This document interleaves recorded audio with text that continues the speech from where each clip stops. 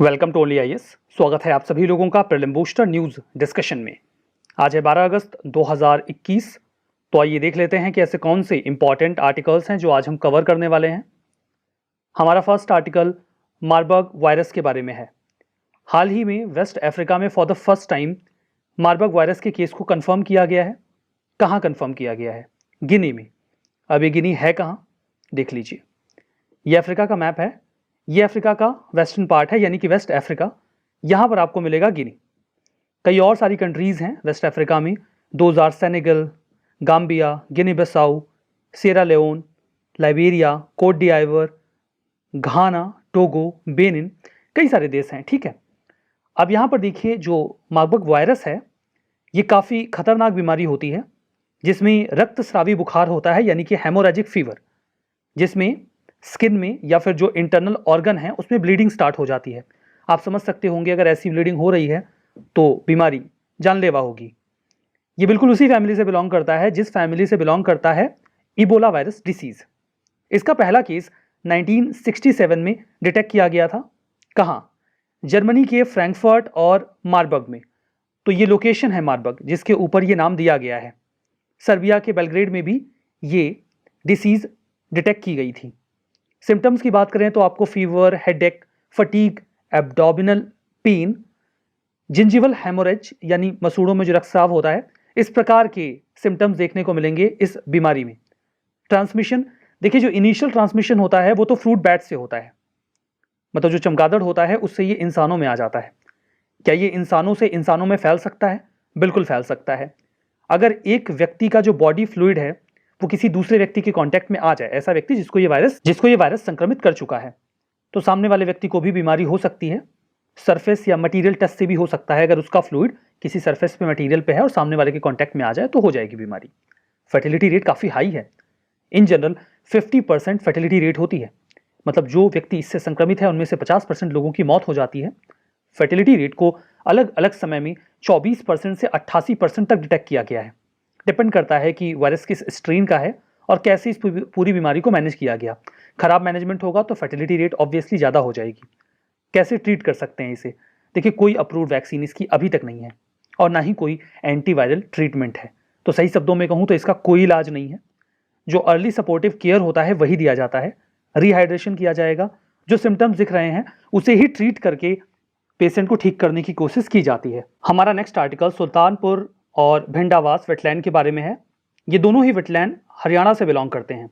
Sultanpur national park और Bhindawas wild life sanctuary, दोनों को अभी इंडिया की रामसार साइट की लिस्ट में इंक्लूड कर लिया गया है, जिसके बाद इंडिया में रामसार साइट्स की जो संख्या है वो 46 हो गई है।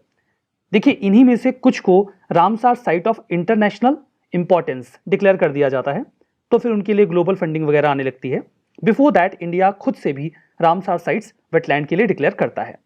सुल्तानपुर नेशनल पार्क की बात करें तो ये हरियाणा के गुड़गांव, जिसे आज आप गुरुग्राम नाम से पुकारते हैं, वहां पर सिचुएटेड है। पार्क 553 एकड़ में फैला हुआ है। ये काफ़ी इंपॉर्टेंट वेटलैंड है जहां पर कई सारे रिच प्लांट्स और एनिमल लाइफ आपको मिलेगी। 220 रेसिडेंट विंटर माइग्रेटरी और लोकल माइग्रेटरी वाटर बर्ड्स आपको यहाँ पे मिल जाएंगी, जो अपने लाइफ के बहुत ही क्रिटिकल स्टेज पर यहाँ पर आकर जीवन यापन करते हैं। अगर हम भिंडावास वाइल्ड लाइफ सेंचुरी की बात करें तो ये हरियाणा के झज्जर डिस्ट्रिक्ट में सिचुएटेड है। 2009 में इसे बर्ड सेंचुरी डिक्लेयर किया गया था। It is a kind of ecological corridor. यहां से साहिबी रिवर गुजरती है जो अरावली पर्वत को, ये जो पहाड़ियां हैं राजस्थान में, उनको क्रॉस करते हुए यमुना तक जाती है। जो सेंचुरी है ये काफ़ी बढ़िया हैबिटेट है एनिमल्स और प्लांट्स के लिए। 265 बर्ड्स की स्पीसीज यहाँ पे रिपोर्ट की जाती हैं। 30,000 माइग्रेटरी बर्ड्स जो 250 स्पीसीज से बिलोंग करती हैं वो थ्रू आउट द ईयर यहाँ पर आती हैं। देखिए, जो वेटलैंड्स वगैरह हैं इनसे यूपीएससी पहले भी प्रश्न पूछ चुकी है, तो आपको ऐसे प्रश्नों के लिए तैयार रहना चाहिए।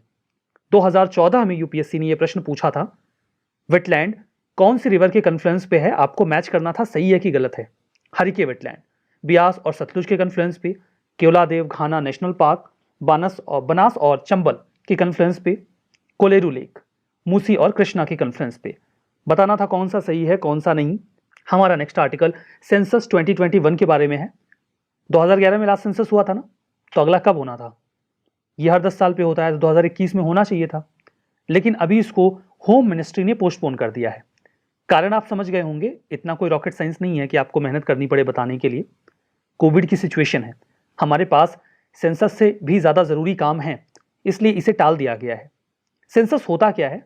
सेंसस के जरिए जो जनगणना हम करते हैं उसमें हमें काफ़ी कुछ जानकारी मिल जाती है, जैसे पॉपुलेशन कितनी है, उसका डिस्ट्रीब्यूशन कैसे है, सोशियो इकोनॉमिक कंडीशन कैसी है जो लोग इंडिया में रिसाइड कर रहे हैं, डेमोग्राफिक बैलेंस कैसा है, और भी कई सारे कैरेक्टरिस्टिक जो कंट्री की पॉपुलेशन है उसकी जानकारी हमें मिलती है। सेंसस को for the first time start किया गया था ब्रिटिश वायसराय लॉर्ड मायो के द्वारा 1872 में। इसकी मदद से वो पॉलिसीज और प्रोग्राम्स तैयार करते थे वेरियस कम्युनिटीज के लिए। पहला जो सिंक्रोनस सेंसस था, मतलब सिस्टमैटिक सेंसस, वो 1881 में हुआ। उसके बाद से लगातार हर 10 साल पे सेंसस होते रहे हैं। इन्हें कंडक्ट किया जाता है right now office of registrar general of and census commissioner, जो मिनिस्ट्री ऑफ होम अफेयर्स के तहत काम करते हैं। काफ़ी क्रेडिबल सोर्स होता है ये देश की जानकारी के लिए। इसमें हमें बहुत कुछ जानने को मिलता है, like demography, economic activity, literacy, education, housing and household amenities, urbanization, fertility, mortality, schedule caste, schedule tribe, language, बहुत कुछ जानकारी मिलती है सेंसस से हमें।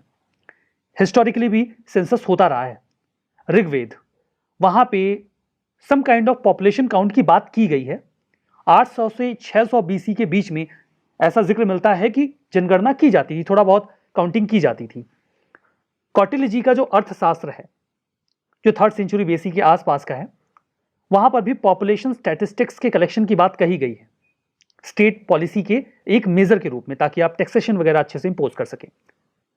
मुगल राजा थे अकबर, उनकी एक एडमिनिस्ट्रेटिव रिपोर्ट है काइंड ऑफ आईने अकबरी, उसमें भी वहां की जो पॉपुलेशन है उसका एक कंप्रिहेंसिव डेटा मिलता है। इससे ही अंदाजा लग जाता है कि एंशिएंट और मेडिवल इंडिया में सेंसस का प्रचलन रहा है, ऐसा नहीं कि ये कोई बहुत मॉडर्न कॉन्सेप्ट है। हमारा नेक्स्ट आर्टिकल उज्ज्वला 2.0 स्कीम के बारे में है, आप इसे 2.0 स्कीम कह लीजिए। प्राइम मिनिस्टर ने अभी इस स्कीम को लॉन्च किया है महोबा, उत्तर प्रदेश से। एलपीजी कनेक्शन से जुड़ा हुआ है, आपको पता होगा ये इसका दूसरा वर्जन है, मतलब इसके पहले ये ऑलरेडी लॉन्च हो चुका था। Ministry of petroleum and natural gas ने इसे 2018 में लॉन्च किया था। काम बिल्कुल सिंपल था कि हमें महिलाओं को एलपीजी गैस सिलेंडर देना है, ताकि जो अनक्लीन कुकिंग फ्यूल है, जैसे कि कंडे, उपले और लकड़ियां, इनके इस्तेमाल को बंद किया जा सके, क्योंकि इनसे कई तरीके की प्रॉब्लम्स और बीमारियां होती थी जो महिलाएं इस प्रकार से खाना पकाया करती थी। इनकी क्वालिटी ऑफ लाइफ भी डिग्रेड होती थी।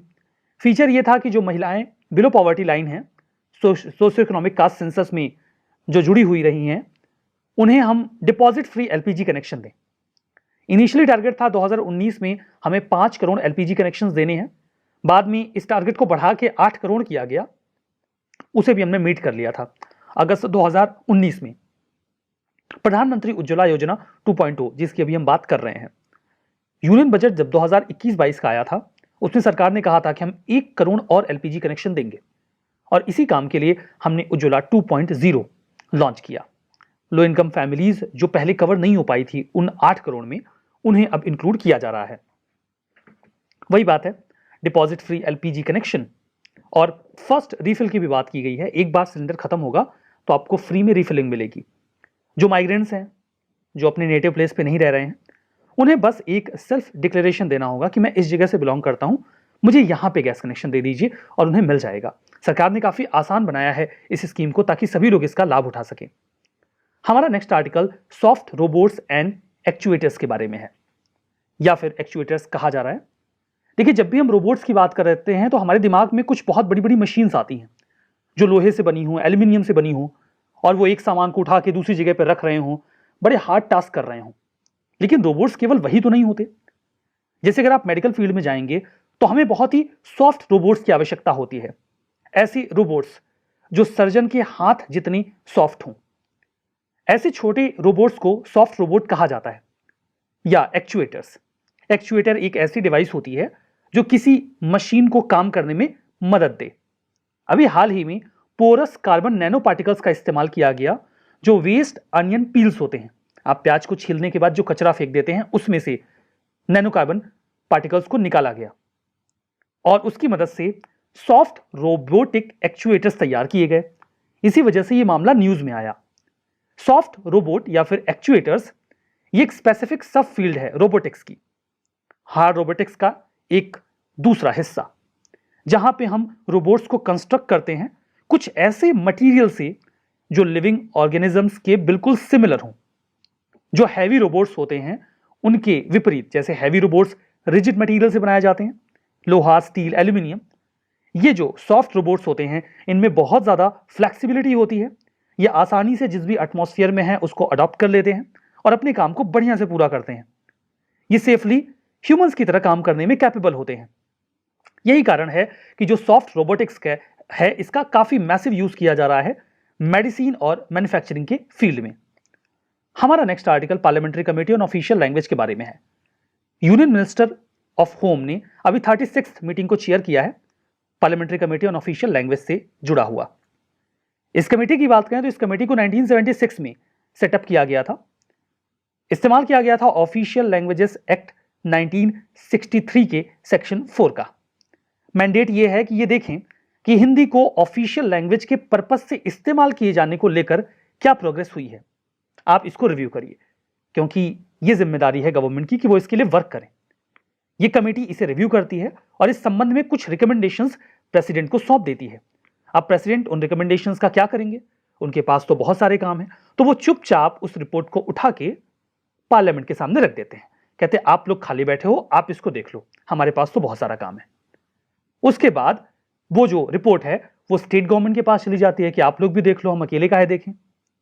जो मेंबर्स होते हैं कमेटी की, अब उसकी बात करते हैं, तो 30 मेंबर होंगे, जिसमें से 20 होंगे लोकसभा के और 10 होंगे राज्यसभा के। चेयरमैन जो कमेटी के मेंबर्स होते हैं वो आपस में चुन लेते हैं। एक प्रथा है कि जो यूनियन होम मिनिस्टर है उन्हें ही चेयरमैन बना लो। समय समय पर यही चलता रहा है, तो यही चल रहा है। So that was all about parliamentary committee on official language. यहां पे एक रिवीजन कर लेते हैं। सुल्तानपुर और भिंडावास वेटलैंड वेस्ट बंगाल में है? बिल्कुल नहीं, वेस्ट बंगाल में तो नहीं है। मुझे तो याद आ रहा है कि हरियाणा में था। हाँ, तो ये तो गलत हो गया। सेंसस पहला ब्रिटिश वायसरॉय लॉर्ड मायो की अध्यक्षता में हुआ था 1872 में, उनके टाइम में। ये तो सही लग रहा है, सही है ये। Parliamentary committee on official language, union minister of culture elect किए जाते हैं चेयरमैन। अभी तो पढ़ा था, यूनियन मिनिस्टर ऑफ कल्चर तो नहीं थे, यूनियन होम मिनिस्टर थे। हाँ वही थे, ये वाला भी गलत हो गया। प्रधानमंत्री उज्ज्वला योजना, इसे ministry of petroleum and natural gas ने 2018 में लॉन्च किया था, तो ये तो सही है। तो आज के सेशन में तो बस इतना ही रहा। सेशन की पीडीएफ आपको कहाँ मिलेगी? ओनली आईएएस के टेलीग्राम चैनल पे। तो क्या आपने अभी तक उसे ज्वाइन नहीं किया है? कर लीजिएगा, लिंक डिस्क्रिप्शन बॉक्स में है, क्लिक कर लीजिएगा, पहुंच जाएंगे, ज्वाइन कर लीजिएगा। सारी पीडीएफ सही मिलते हैं और कोई तरीका नहीं है, तो वहां आपका होना जरूरी है। चलिए यहीं पर इस सेशन को समाप्त करते हैं। बहुत बहुत धन्यवाद।